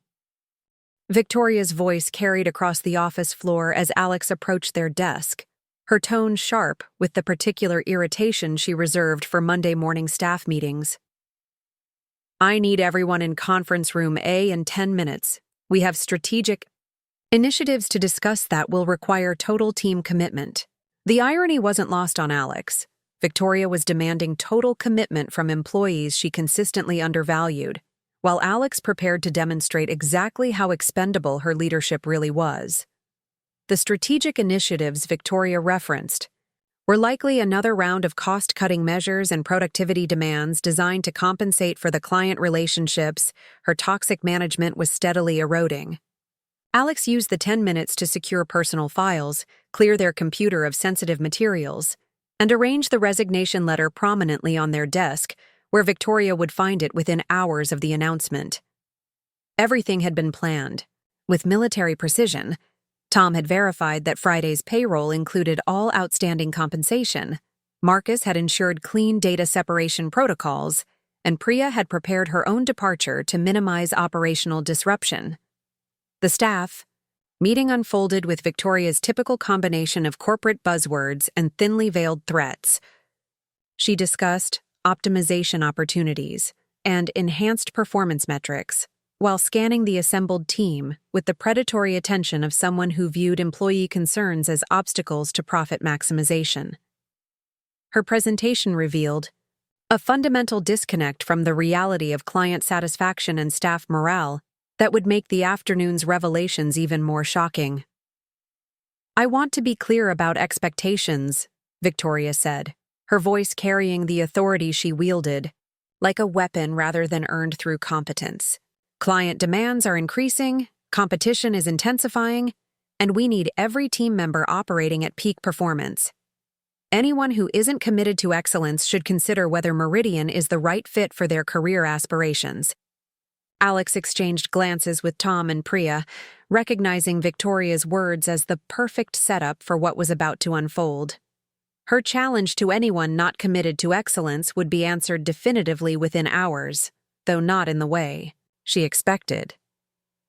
The meeting concluded with assignments and deadlines that assumed continued team stability, client presentations for the following week, strategic planning sessions for next month, performance reviews scheduled for the following quarter. Victoria's planning horizon revealed her complete blindness to the crisis developing directly beneath her leadership. Alex returned to their office to find a voicemail from David Park, CTO of Vale Technologies, requesting immediate consultation on urgent strategic matters requiring confidential discussion. The timing suggested Harrison was moving forward with contract termination procedures while maintaining plausible deniability about the coordination involved. "Alex?" Priya appeared in the doorway, her expression combining nervous excitement with professional resolve. "Do you have a minute to review something confidential?" Priya's resignation letter was elegantly crafted, professional appreciation for learning opportunities balanced with clear statement of career advancement needs that Meridian couldn't fulfill. Her decision to leave immediately after Alex would send an unmistakable message about Victoria's impact on talent retention and team morale. "I'm scared," Priya admitted, her vulnerability reminding Alex of the courage required for young professionals to challenge toxic systems without established reputations or financial security. "But I'm more scared of what happens to my career if I stay here and let Victoria continue undermining my confidence and competence." Tom Mitchell's arrival completed their informal farewell gathering. His decision to accelerate retirement plans, rather than continue working under Victoria's leadership, would deprive Meridian of 15 years of institutional knowledge and financial expertise. His departure would be particularly devastating because Victoria had relied heavily on his analytical capabilities while treating him as interchangeable support staff. "The board meeting is scheduled for Thursday," Tom said, his institutional knowledge providing crucial intelligence about Meridian's governance structure. "Victoria will need to explain client losses and staff departures to partners who've been increasingly concerned about operational performance and strategic direction." The revelation added another dimension to their timing strategy. Victoria's explanations to Meridian's board would be complicated significantly by the need to justify losing major clients and key personnel simultaneously. Her narrative about strategic optimization would be challenged by the stark reality of revenue loss and operational disruption. Marcus Webb's contribution to their final coordination meeting came in the form of digital security protocols that would ensure clean separation from Meridian systems while protecting client confidentiality and intellectual property. His technical expertise had identified potential legal vulnerabilities that Victoria might exploit and developed countermeasures to prevent retaliation through data access or system manipulation. "She's going to try everything possible to sabotage your new practice," Marcus warned, his quiet voice carrying the weight of someone who understood both Victoria's vindictive nature and her access to corporate resources. Client interference, reputation attacks, legal harassment, anything she thinks might force you back or destroy your credibility with potential clients. The sobering assessment reinforced their decision to execute departure plans with maximum legal protection and minimal advance warning. Victoria's predictable retaliation required defensive measures that went far beyond typical resignation protocols. At 3:00 p.m., Alex submitted their resignation letter directly to Victoria's assistant, while copying Sarah Chen and the managing partners. The timing was calculated to minimize Victoria's ability to interfere with client notifications while ensuring proper documentation of resignation procedures. Within minutes, Alex's phone began buzzing with client calls that had been coordinated in advance. Harrison Vale's contract termination notice arrived at Meridian's offices at 3:30 p.m., delivered by courier with the formal language that corporate legal departments use when severing business relationships. The document cited changes in consulting requirements and strategic realignment needs, while providing legally mandated notice periods and transition protocols. Rachel Sterling's termination notice followed at 4:00 p.m., accompanied by a detailed assessment of service quality that praised individual consultants, while expressing concern about management practices that compromise client satisfaction and project outcomes. Her corporate communications team had crafted language that made clear her decision was based on Victoria's leadership rather than technical competence. Victoria's response was immediate and predictable. Her voice carried across the office floor with the particular fury she reserved for challenges to her authority, though her words were initially directed at Sarah Chen rather than the departed employees who had orchestrated the crisis. "Get Alex Rivera in my office immediately." Victoria's demand reached Alex through building security as they loaded personal belongings into their car. "And find out exactly what's happening with Vale. Technologies and Sterling Dynamics contracts." Alex chose to ignore Victoria's summons, recognizing that any direct confrontation would provide opportunities for emotional manipulation or legal entrapment. Their resignation was effective immediately, and engagement with Victoria's inevitable. Retaliation would be managed through legal counsel rather than personal interaction. The drive to Rivera Consulting Solutions' temporary offices, a shared workspace in Soma that Marcus had secured for their first month of operations, provided time to process the magnitude of what had just occurred. 7 years of professional identity had been abandoned in a single afternoon, replaced by entrepreneurial uncertainty, balanced against the validation of client support and ethical clarity. Tom's text message arrived as Alex parked. "Victoria just discovered your resignation letter. Building security reports, significant verbal disruption from the executive floor. Priya and I are maintaining professional composure while documenting everything for potential legal proceedings." The image of Victoria's fury was simultaneously satisfying and concerning. Her predictable loss of professional composure would damage her credibility with remaining staff and partners, but it would also motivate the kind of vindictive retaliation that could threaten Rivera Consulting Solutions' early operations. Rivera Consulting Solutions' first strategy meeting convened at 6 p.m. in their temporary conference room, with 4 founding partners reviewing crisis management protocols while celebrating the successful execution of their departure plan. The contrast with Meridian's toxic culture was immediately apparent. Collaborative decision-making, genuine mutual respect, and shared commitment to ethical practices that Victoria had systematically undermined. Harrison Vale joined the meeting by video conference, his presence providing both moral support and practical guidance about managing client relationships during periods of professional transition. His experience building Vale Technologies from startup to unicorn status offered crucial insights about maintaining service quality while establishing new operational structures. The legal challenges will be significant. Rachel Sterling's subsequent call reinforced Harrison's concerns while offering additional support for defensive measures.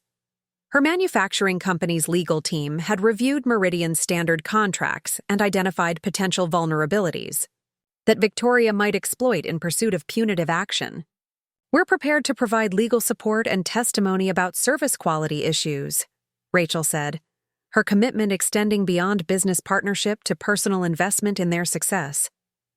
"Victoria's behavior toward your team was unprofessional, enough to justify client concerns about management competence and ethical standards." The evening concluded with operational planning that balanced optimism about their prospects with realistic assessment of challenges ahead. Rivera Consulting Solutions had launched with stronger client support than most independent practices ever achieved. But Victoria's predictable retaliation would test their resilience and strategic thinking in ways that classroom business education couldn't prepare them for. As Alex finally drove home through San Francisco's evening traffic, they reflected on a day that had transformed theoretical planning into irreversible reality. The resignation letter that had seemed so momentous that morning now felt like ancient history, overshadowed by the immediate demands of building something unprecedented, a consulting practice based on genuine client partnership rather than extractive profit maximization. Victoria's voice echoed from memory. "Anyone can develop a technical roadmap. The art lies in understanding how that roadmap serves broader business transformation objectives. The technical work, implementing systems, managing timelines, coordinating with your IT teams, that's all replaceable." Tomorrow would begin the process of proving exactly how replaceable Victoria's leadership really was, while demonstrating that authentic relationships and ethical practices could build sustainable business success without requiring toxic management or exploitative employee treatment. The point of no return had been crossed with military precision and ethical clarity. Now came the much more challenging work of building something better while defending against the predictable retaliation of someone who viewed employee loyalty as personal property rather than earned respect. Rivera Consulting Solutions would succeed or fail based on their ability to deliver exceptional client service while maintaining the collaborative culture and ethical standards that Victoria had systematically violated. The foundation had been laid through careful planning and genuine relationships. The test would be whether they could build something lasting while navigating the storm that was about to break. The first tremors of Meridian's collapse began at 7:23 a.m. on Tuesday, less than 16 hours after Alex's resignation had detonated like a carefully placed explosive in the foundation of Victoria's empire. Sarah Chen's voice cut through the morning calm of the executive floor with an urgency that made seasoned professionals stop their conversations and look toward Victoria's corner office. "We need to talk immediately," Sarah said, her usually measured tone betraying the kind of controlled panic that accompanies genuine crisis. "Vale Technologies has terminated their contract effective immediately, and Rachel Sterling's legal team delivered termination papers 20 minutes ago." Victoria's response was audible 3 offices away, a string of profanity that would have embarrassed a longshoreman, followed by demands for immediate explanations that Sarah couldn't possibly provide. The institutional knowledge required to understand the client relationships now hemorrhaging from Meridian's portfolio had walked out the door with Alex, Tom, and Priya, leaving Victoria to confront the hollowness of her leadership without the talented people who had been masking its consequences for years. Alex watched the unfolding crisis from Rivera Consulting Solutions' temporary offices through a combination of insider intelligence and professional networks that Victoria had never understood existed. Tom's text messages provided real-time updates from inside Meridian's executive suite, while Marcus's secure communications channels offered technical insights about system access logs and data migration patterns that revealed the scope of client defections. "Victoria just called an emergency partners meeting for 9 a.m., Tom reported via encrypted message. "Sarah looks like she's been hit by a truck, and the remaining account managers are fielding calls from clients asking about service continuity and relationship management." The cascade effect was more dramatic than even Alex's most optimistic projections had anticipated. Clients who had maintained polite professional relationships with Meridian while building genuine trust with Alex were now exercising options they had been quietly exploring for months. The infrastructure of loyalty that Victoria assumed belonged to the firm was revealing itself to be personal bonds that transcended corporate hierarchies. David Chen from Pacific Dynamics called Rivera Consulting Solutions at 8:45 a.m. with a termination notice that would deprive Meridian of another $800,000 in annual revenue. His conversation with Alex revealed months of growing frustration with Victoria's management approach and eagerness to work with consultants who treated client relationships as genuine partnerships rather than revenue extraction opportunities. "I've been waiting for something like this," David admitted, his relief evident even through professional telephone protocols. "Victoria's behavior during our last quarterly review was so dismissive and condescending that my board asked me to explore alternative consulting relationships. When Harrison told me you were starting an independent practice, the decision became obvious." Margaret Foster from Innovative Solutions followed at 9:30 a.m. with a similar message, bringing Rivera Consulting Solutions' potential client base to over $6 million in annual revenue before their first official day of operations was complete. Her manufacturing company had maintained its Meridian relationship solely because of Alex's exceptional service, and Victoria's toxic leadership had finally pushed her beyond the tolerance threshold. The last straw was watching Victoria take credit for your strategic analysis during our presentation to the board, Margaret explained, her voice carrying the authority of someone who had built her company through careful attention to authentic partnerships. "My executives specifically requested to work with you on future projects, and Victoria's response was to suggest that any competent consultant could provide equivalent service. That level of disrespect for both your expertise and our judgment was unacceptable." By 10 a.m., Meridian Consulting had lost over $7 million in annual revenue, representing nearly 60% of their client base and an even higher percentage of their most profitable relationships. The clients departing weren't marginal accounts or difficult customers. They were the blue-chip partnerships that provided financial stability and market credibility for everything else the firm attempted. Victoria's emergency partners meeting was reportedly catastrophic, according to Tom's carefully coded updates. The firm's other managing partners, successful professionals who had invested their reputations and capital in Meridian's growth, were demanding explanations for client losses that threatened the entire organization's viability. Victoria's claiming the departures are coordinated sabotage by disgruntled employees, Tom reported. She's threatening legal action against Alex for client interference and contract violations. The other partners are asking pointed questions about leadership practices and client satisfaction that she can't answer without admitting systematic problems.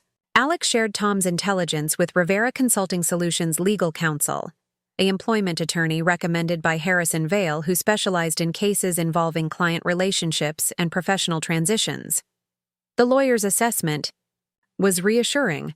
Victoria's threats were largely bluster designed to intimidate rather than serious legal challenges with merit. Client relationships belong to clients, not consulting firms, the attorney explained during their emergency consultation. Unless Alex actively solicited these terminations through improper means, Victoria has no legal recourse for clients choosing to follow their preferred consultant to a new practice. The distinction was crucial for understanding both the ethical foundation of Rivera Consulting Solutions and the legal vulnerability of Victoria's position. Alex's approach had been scrupulously careful about letting clients initiate termination discussions rather than soliciting departures, creating a defensive legal position that would withstand Victoria's inevitable challenges. Marcus Webb's departure from Meridian at 11:30 a.m. triggered another wave of operational disruption that exposed the firm's over-reliance on individual expertise rather than institutional systems. His resignation letter cited irreconcilable differences regarding data security practices and ethical standards, while providing detailed documentation of policy violations that could complicate Victoria's legal threats. "She's lost her mind," Marcus reported during his first Rivera Consulting Solutions team meeting. Victoria accused me of sabotaging client data and threatened to have me arrested for corporate espionage. When I reminded her that all my actions were documented and legally authorized, she started screaming about loyalty and betrayal.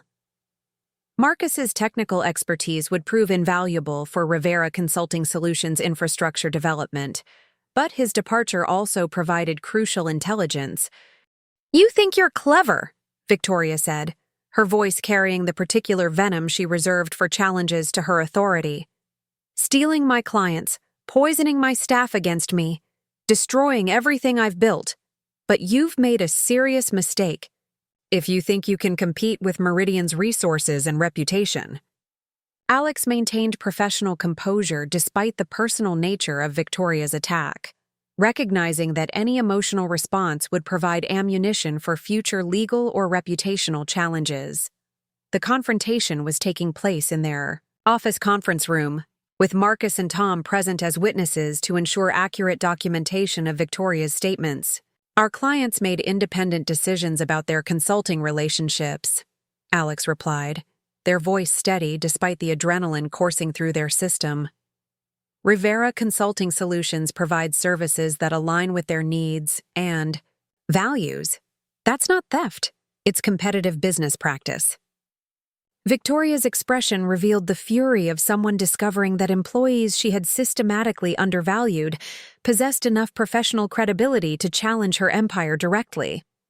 Her threats escalated from professional competition to personal destruction, confirming every assessment Alex had made about her toxic leadership and vindictive nature. "I'll destroy your reputation in this industry," Victoria continued, her corporate facade completely abandoned in favor of naked intimidation. "You'll never work with another major client again.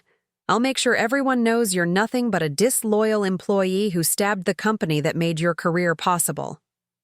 Tom's documentation of Victoria's threats would prove valuable for future legal proceedings, but the immediate impact was to demonstrate the psychological violence that had characterized her management approach for years. The verbal assault revealed someone who viewed employee relationships as ownership rather than earned loyalty, and client partnerships as corporate property rather than authentic business connections. "Victoria," Alex said, their strategic mind, recognizing the opportunity to establish clear legal boundaries. "I need you to leave our offices immediately. This conversation is being documented, and any further harassment will be reported to appropriate authorities." Victoria's departure was accompanied by promises of legal warfare and industry retaliation that would have terrified Alex 6 months earlier. But surrounded by evidence of genuine client support and collaborative partnerships, her threats felt like the desperate bluster of someone discovering that toxic leadership eventually faces consequences. The remainder of the afternoon was spent managing the operational challenges of rapid business growth, while preparing defensive measures against Victoria's predictable retaliation. Harrison Vale's legal team provided guidance about documentation requirements and client protection protocols, while Rachel Sterling's communications department offered assistance with public relations strategy. By 5 p.m., Rivera Consulting Solutions had processed contract signatures representing $2 million in confirmed annual revenue, with 3 additional clients requesting proposals for strategic consulting services. The financial foundation for their independent practice exceeded every projection they had developed during months of careful planning. Priya's first day as Rivera Consulting Solutions senior analyst concluded with client calls that demonstrated her analytical capabilities without Victoria's systematic undermining of her confidence. Her enthusiasm was infectious, reminding everyone why they had chosen collaboration over competition and ethical practices over profit maximization. "I forgot what it felt like to have my ideas taken seriously," Priya said during their end-of-day debrief. 3 different clients complimented my insights and asked for additional analysis. Victoria spent 18 months convincing me I wasn't capable of strategic thinking. Tom's financial analysis revealed that Meridian's client losses represented an existential threat that would require dramatic cost-cutting measures or potential bankruptcy proceedings. Victoria's empire, built on the talents of people she had, systematically devalued, was crumbling without the foundation she had never appreciated or understood. The remaining partners are demanding Victoria's resignation, Tom reported during his final update from inside Meridian's crisis. Client losses of this magnitude require explanation to investors and creditors who won't accept vague claims about employee disloyalty. As Alex drove home through San Francisco's evening traffic, they reflected on a day that had transformed professional speculation into undeniable reality. Victoria's toxic leadership was facing consequences that her corporate position couldn't shield her from, while Rivera Consulting Solutions was building something unprecedented based on authentic relationships and ethical practices. The exodus was complete, but the real work was just beginning. They had proven that talented people didn't need to tolerate toxic leadership when they possessed the skills, relationships, and courage to build something better. Now they faced the challenge of sustaining that vision while delivering exceptional client service and maintaining the collaborative culture that made their success possible. Victoria's threats echoed from memory, but they were overwhelmed by the voices of clients who had chosen authentic partnership over corporate hierarchy, and colleagues who had chosen collaboration over exploitation. The foundation for something extraordinary had been built through careful planning and genuine relationships. Tomorrow would bring new challenges, but tonight, Rivera Consulting Solutions could celebrate the successful completion of the most ambitious, professional transition any of them had ever attempted. They had walked away from security and comfort to build something aligned with their values, and the initial results exceeded their most optimistic projections. The point of no return was now behind them. Ahead lay the opportunity to prove that business success and ethical leadership were not just compatible but symbiotic, creating value for clients while building sustainable careers for people who refused to accept toxic management as the price of professional achievement. 2 weeks after the exodus that had left Meridian Consulting reeling, the full scope of Victoria's systematic mismanagement began emerging like wreckage from a sunken ship.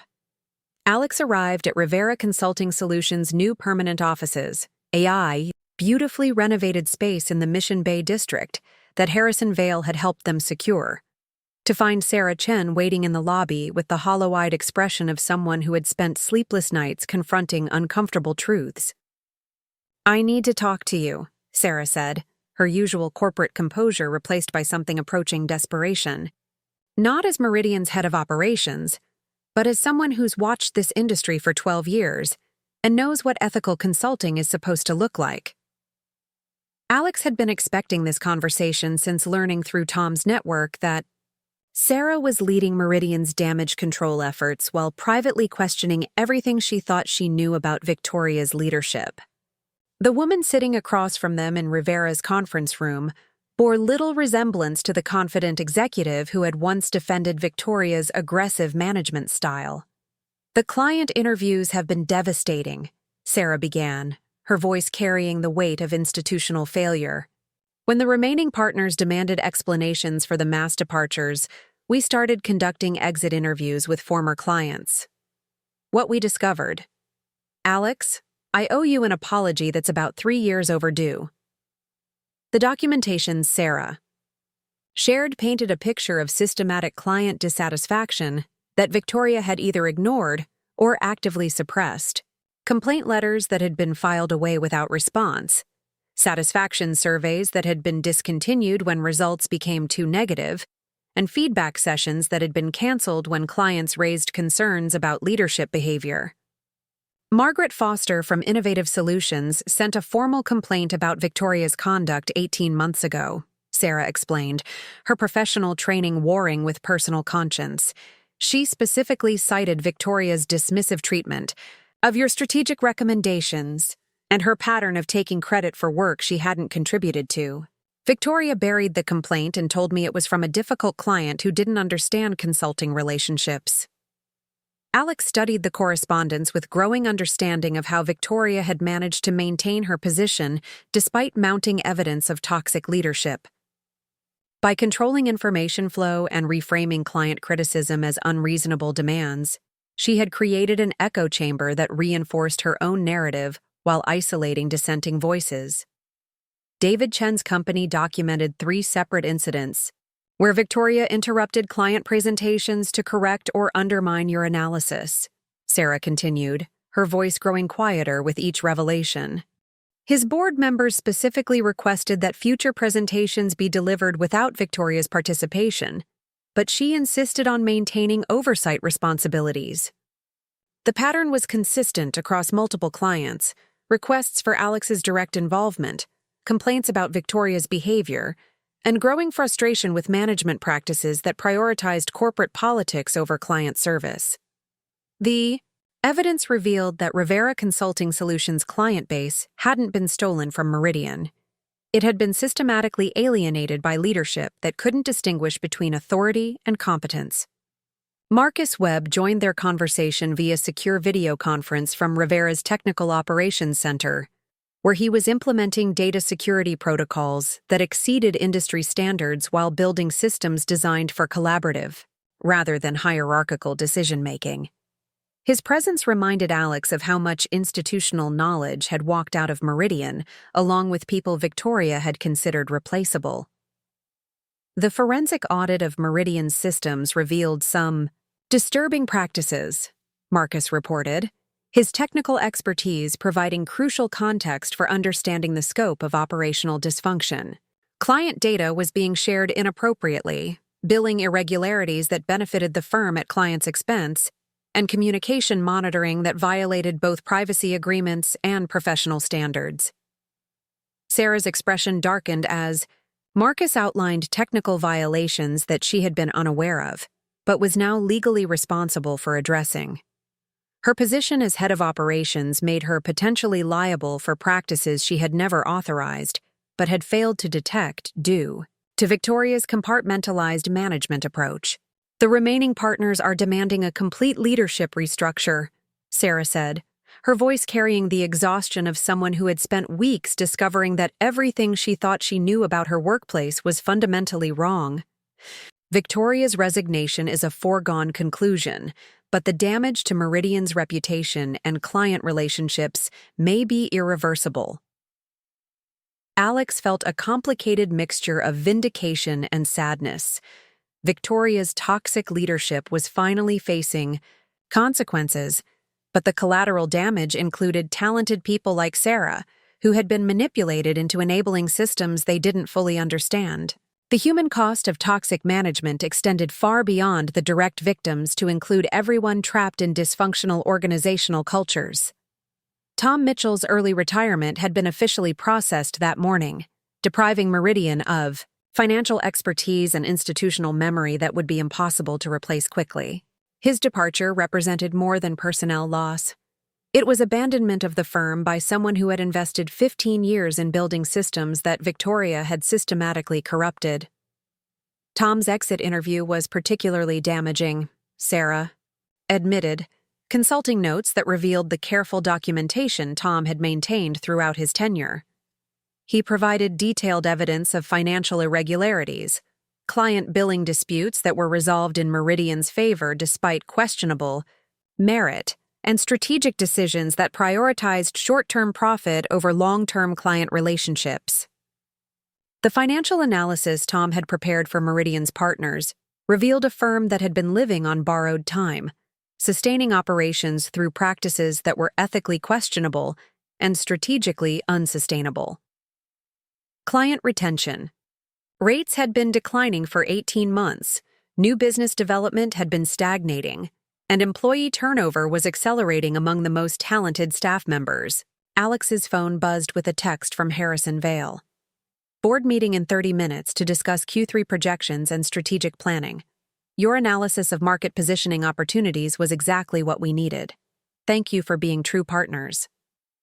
The contrast between Harrison's message and Sarah's revelations about Meridian's dysfunction highlighted the difference between authentic client relationships and transactional corporate arrangements.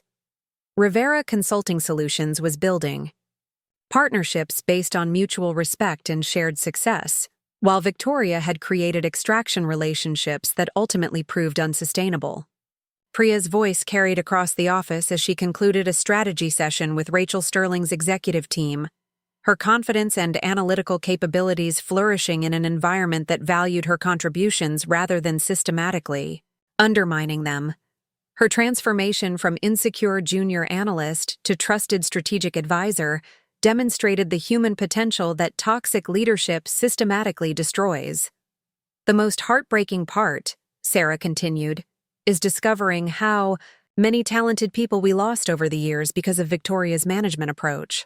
Exit interview data shows that client-facing staff turnover has been 3 times industry average, with departing employees consistently citing leadership behavior as the primary reason for leaving. The revelation provided crucial context for understanding why Rivera Consulting Solutions had been able to attract such exceptional talent so quickly. The consulting industry was filled with competent professionals who had been driven away from larger firms by toxic management, creating a talent pool of people eager to work in collaborative, ethical environments. Marcus's afternoon report revealed that 3 additional mid-sized consulting firms had approached Rivera Consulting Solutions about partnership opportunities, recognizing that their rapid client acquisition and talent recruitment represented a significant competitive threat to established players who relied on conventional corporate hierarchies. "The industry is watching what you're building," Marcus explained during their team debrief. "Word is spreading that it's possible to provide exceptional client service while maintaining ethical practices and collaborative culture. That's apparently unusual enough to be noteworthy." As Sarah prepared to leave Rivera's offices, her decision, made but not yet announced, she paused to offer one final observation that captured the human cost of Victoria's leadership approach. "I spent 4 years defending Victoria's methods because I believed aggressive management was necessary for competitive success," she said, her voice carrying the weight of professional regret. "But watching what you've built in 2 weeks, the client loyalty, the team cohesion, the operational efficiency, has forced me to confront how wrong I was about everything." The afternoon concluded with Rivera Consulting Solutions' first all-hands meeting in their permanent offices. 4 founding partners and 2 new hires reviewing growth projections that exceeded every conservative estimate they had developed during months of careful planning. The collaborative energy was infectious, demonstrating that business success and workplace respect were not just compatible, but mutually reinforcing. Alex looked around the conference room at colleagues who had chosen principle over security, clients who had chosen authentic partnership over corporate convenience, and emerging opportunities that proved toxic leadership ultimately contained the seeds of its own destruction. Victoria's systematic devaluation of talented people had created the very conditions that made Rivera Consulting Solutions possible.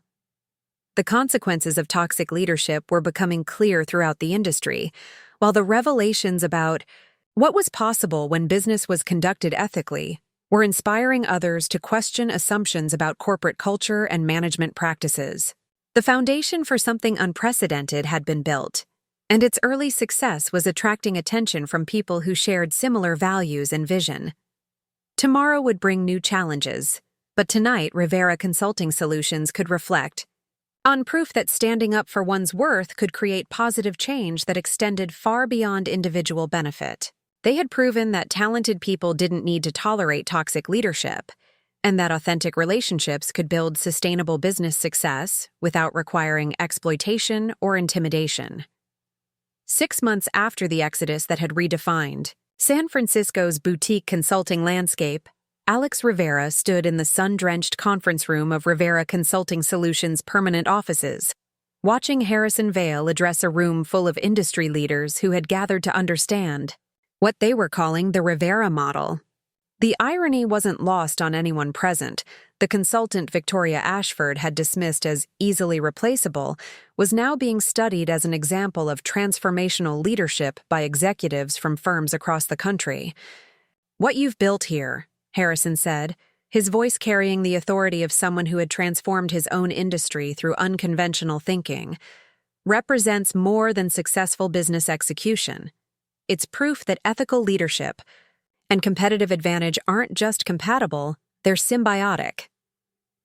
The conference room bore little resemblance to Meridian's sterile corporate environment. Natural light flooded through floor-to-ceiling windows. Comfortable seating encouraged collaboration rather than hierarchy, and the walls displayed client testimonials alongside team achievements that celebrated collective success rather than individual glory. Everything about the space reflected the values that had driven Alex's decision to leave corporate security for entrepreneurial uncertainty. Rivera Consulting Solutions had grown to 15 employees, each one carefully selected for both technical competence and cultural alignment with the firm's collaborative principles. The hiring process itself. Apparently, the combination is unusual enough to be noteworthy in industry publications. The article in Harvard Business Review had been particularly satisfying. Relationship-driven consulting, how Rivera Solutions redefined client partnership, featuring interviews with Harrison Vale and Rachel Sterling about the difference between transactional service providers and genuine strategic partners. Victoria's dismissive comments about technical execution had been implicitly refuted by clients who described Alex's contributions as transformational strategic leadership. Rachel Sterling's manufacturing company had become Rivera's second-largest client, their relationship deepening from consulting contract to strategic alliance as her operations expanded into new markets. Her referrals had brought 3 additional manufacturing clients who shared her appreciation for consultants who understood operational complexity rather than imposing generic solutions. The trust level is completely different, Rachel explained during a client appreciation event that Rivera hosted quarterly. When consultants genuinely care about your success rather than their billable hours, the entire relationship dynamic changes. You're getting partnership instead of vendor services. Sarah Chen's decision to join Rivera Consulting Solutions as head of strategic operations had been the final confirmation that their model represented something unprecedented in the industry. Her insider knowledge of traditional consulting practices, combined with her growing understanding of ethical alternatives, made her uniquely valuable for helping other firms transition toward more sustainable approaches. The contrast is stark once you've experienced both environments, Sarah said during her first team meeting at Rivera. Victoria's approach treated employees as expendable resources and clients as revenue sources. Here, both relationships are built on mutual respect and shared success. The industry recognition had been gratifying but secondary to the personal satisfaction of building something aligned with their values. Alex's speaking engagement at the National Consulting Association's annual conference had been standing room only, with audience questions revealing widespread frustration with toxic corporate cultures that most professionals had accepted as inevitable.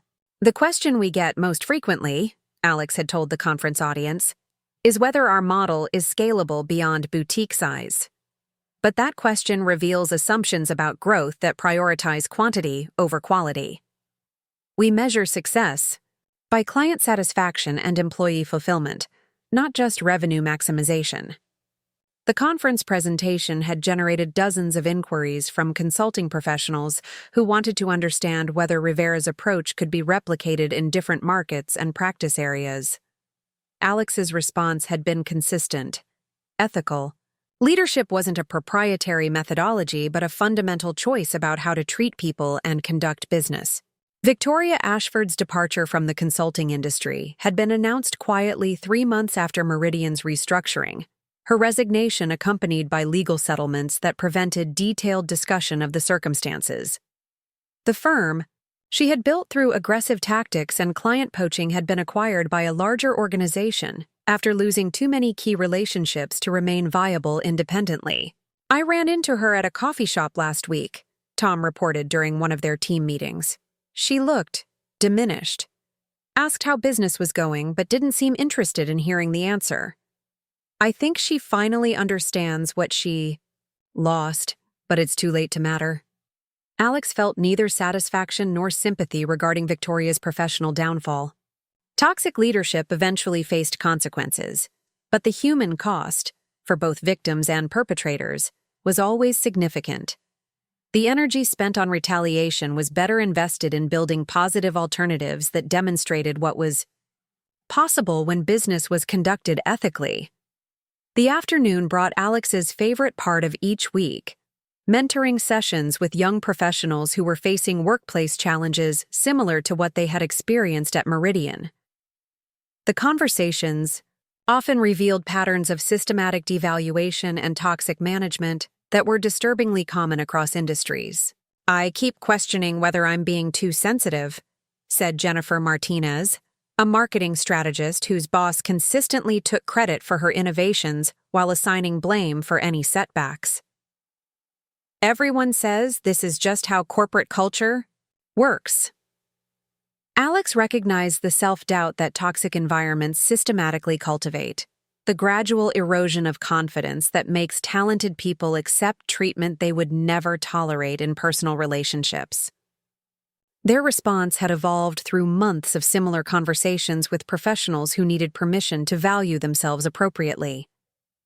"Corporate culture works however we collectively decide it should work," Alex replied, their voice carrying hard-won wisdom about professional agency and personal worth.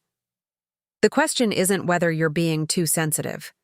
It's whether you're willing to accept being diminished by someone who contributes less value than they extract." The mentoring program had become one of Rivera Consulting Solutions' most important community contributions, providing guidance and support for professionals who were considering whether toxic work environments were truly inevitable or simply widely accepted. The conversations often ended with people discovering they had more options than they had realized. As evening settled over San Francisco's skyline, Alex stood in their office reviewing the day's accomplishments while reflecting on the journey that had brought them from Victoria's toxic empire to this moment of professional fulfillment and industry recognition. The framed thank you note from Harrison Vale held place of honor on their desk, but it was surrounded by dozens of similar messages from clients, colleagues, and mentees who had benefited from Rivera's collaborative approach. The phone call from their spouse's former oncologist had been unexpected, but deeply meaningful. Dr. Patterson had heard about Rivera Consulting Solutions through professional networks and wanted to share how much their spouse had valued Alex's commitment to meaningful work and ethical leadership during their final months. "She was so proud of what you were building," Dr. Patterson had said. "Even during treatment, she talked about your vision for consulting that actually helped people rather than just extracting profit. She would have loved seeing what you've accomplished." The conversation had reminded Alex that their professional transformation was built on personal foundation of loss, resilience, and determination to honor their spouse's memory through work. That created positive impact rather than just financial success. Rivera Consulting Solutions had become more than a business. It was proof that values-driven leadership could thrive in competitive environments. The new beginning had exceeded every projection they had developed during months of careful planning. But its true measure wasn't financial success or industry recognition. It was the knowledge that talented people could choose to build something better, rather than accepting toxic leadership as the price of professional achievement. Tomorrow would bring new challenges and opportunities, but tonight, Alex could reflect on the successful completion of the most ambitious professional transformation they had ever attempted. They had proven that standing up for one's worth could create positive change that extended far beyond individual benefit, inspiring others to question assumptions about workplace culture and management practices. The foundation for something extraordinary had been built through authentic relationships and ethical leadership. The future would determine how far that foundation could support the dreams of people who refused to accept that business success required compromising human dignity or professional integrity. Up next, you've got 2 more standout stories right on your screen. If this one hit the mark, you won't want to pass these up. Just click and check them out. And don't forget to subscribe and turn on the notification bell so you don't miss any upload from us.